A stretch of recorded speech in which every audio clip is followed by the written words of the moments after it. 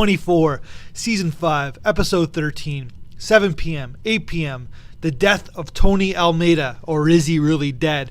If you're a 24 nerd or a 24 aficionado, you kind of spotted this back in Season 5, where if the clock ticks at the end of the episode, that means that the person is still alive. If the clock doesn't tick at the end of the episode, just like the episode before with Edgar, that means that Edgar is dead and he's never coming back. So while Jack has Tony in his arms and he's crying for one of his best friends that is dead, the clock ticks. So we wonder if Tony Almeida is still alive or not.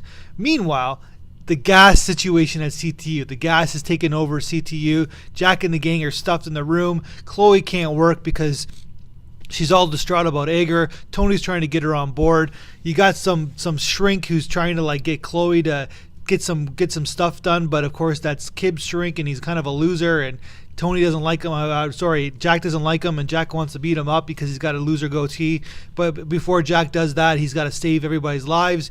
So he gets Lynn. Remember the short guy from Lord of the Rings? So he gets Lynn to basically sacrifice his life for the sake of everybody else. So basically Lynn saves everybody's life, but in the first place nobody would have been in these problems because of Lynn's total ego and pride at the same time. So Lynn causes all the problems, but Lynn saves the day. But of course there's all kinds of casualty along the way. That's how 24 works. The setup of CTU being taken over by Homeland Security, that's going to set up the end of Season 5.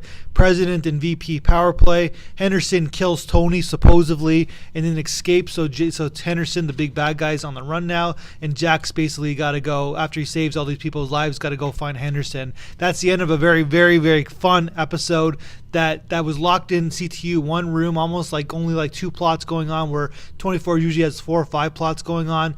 Kind of a tight episode, and we learned a lot about Jack in the same time. That's my review.